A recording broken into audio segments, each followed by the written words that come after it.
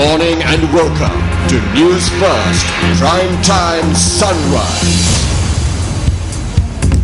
Today is the 4th of February 2014, a proud day for all of us Sri Lankans as we celebrate our 66th independence anniversary. On that note, we welcome you to Primetime Sunrise. Let's start off with a look at your headlines. The nation is ready to celebrate the 66th Independence Day.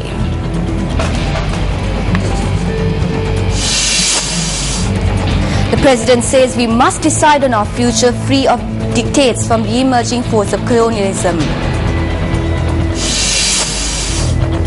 Corruption costs the European economy around 120 billion euros per year.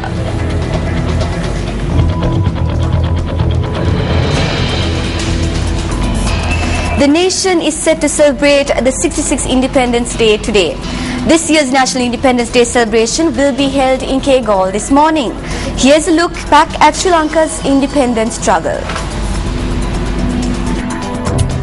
On many occasions, Sri Lanka, which had a proud history and heritage, were threatened by invasions. Though the Portuguese and Dutch attempted to take control of Sri Lanka, their attempts were not fulfilled. However, the British were able to succeed in this venture in the year 1815 after entering into an agreement. On that day, a Buddhist theatre put down the British flag and hoisted the then national flag of Sri Lanka and said he would not allow anyone to betray the nation. The struggle against the colonial power began in 1817 with the Uva Rebellion. In 1848, the abortive Mata Rebellion, led by Puranapu and Gongalagoda Banda, was the first transitional step towards independence. Many struggles followed thereafter that took the lives of many national heroes. Many political changes took place in Sri Lanka along the years, and finally on the 4th February 1948, Sri Lankans were able to free themselves from the British colonial rule. The national flag that was put down on 2nd of March 1815 was rehoisted. Without stopping, the leaders of Sri Lanka continued to the independence struggle and made Sri Lanka a socialist republic in 1972. On this day that we celebrate 66 years of independence, those who shed their blood for the country's freedom will no doubt be resting in peace.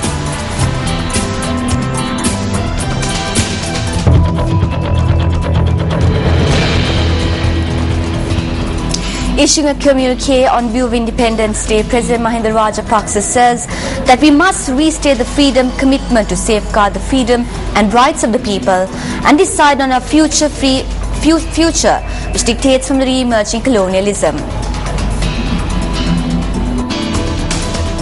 The President further added that with our freedom strengthened by the defeat of separatist terrorism, we proceed on our journey towards progress.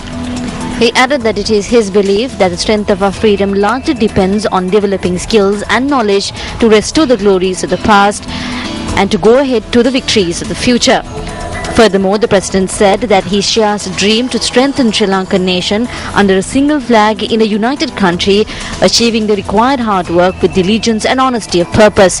He added that it calls for patriotism that transcends the barriers of geography and community with reconciliation in a rich unity of purpose.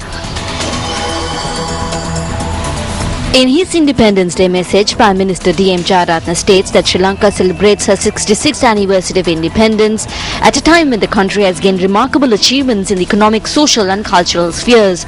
He also added that with the defeat of terrorism in May 2009, which was considered unachievable, normalcy returned to the country that enabled the government to embark on many development projects that yield far-reaching benefits to the country and the people. Meanwhile, opposition leader Ranil Wickremesinghe in his Independence Day message says that as the opposition, it is the responsibility of the United National Party to safeguard the freedom of the country that was once under colonial mentality. The communique added that it is the responsibility of all to reinstate the curbed democratic rights of all Sri Lankans and to allow them to enjoy the true meaning of independence.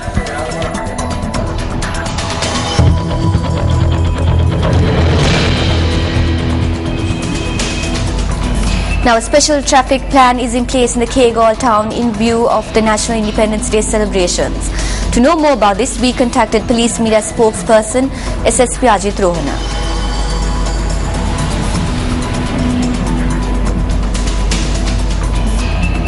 Our 66th independence ceremony will be conducted today by 8 o'clock. So therefore, special traffic plan is implemented in Kegos City and on the Colombo Kandy Road today. A special traffic diversion is conducted from the junction towards Kurunagala for the vehicles for the heavy vehicles that are coming from Colombo to Kandy.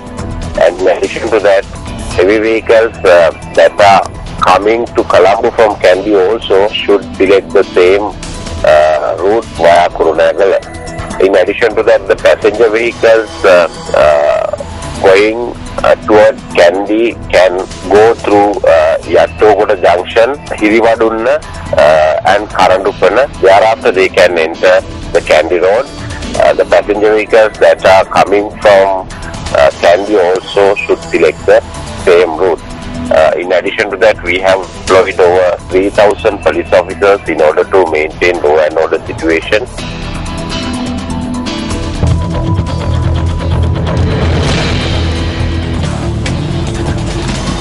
Sri Lanka cricket captain Angelo Matthews says that the second test against Bangladesh will be faced with confidence.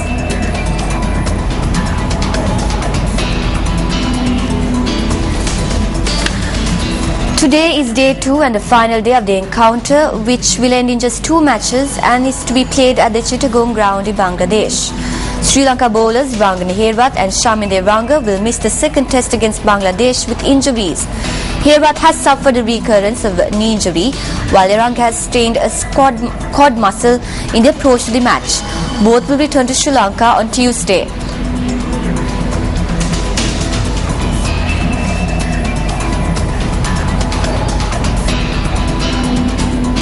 The Olympic torch pursued its routes through Russia yesterday, reaching the city of Maikop, some 355 kilometers from Sochi, where the Winter Olympics are set to start on the 7th of February. Torchbearers ran slowly lanes and past mosques to bring the flame to Maikop in the Russian Republic of Adyghe.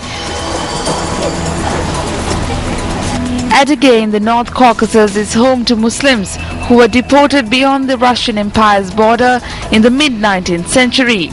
The forced migration killed about a third of the population through disease, starvation and exposure to the elements. The torch is set to reach Sochi tomorrow. Russia's 4-month, 65,000-kilometer torch relay is the longest in the Olympic history. Cosmonauts took an unlit torch on a spacewalk in November. The Olympic flame has also been to the North Pole and Lake Baikal on a journey that will end at the opening ceremony in Sochi, the beach resort and its mountain hinterland in Krasnodar region, which will host the Winter Olympics.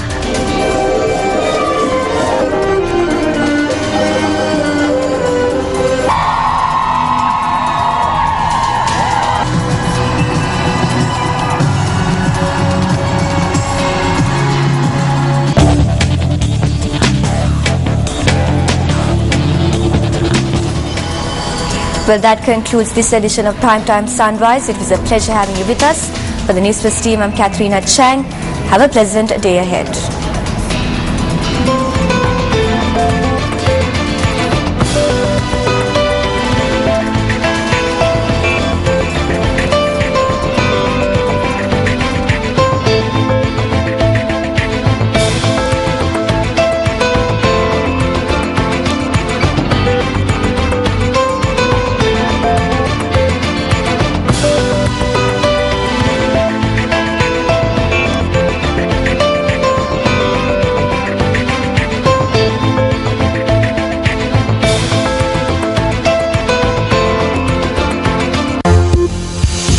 Hotline 0114-896-896. www.newsfirst.lk.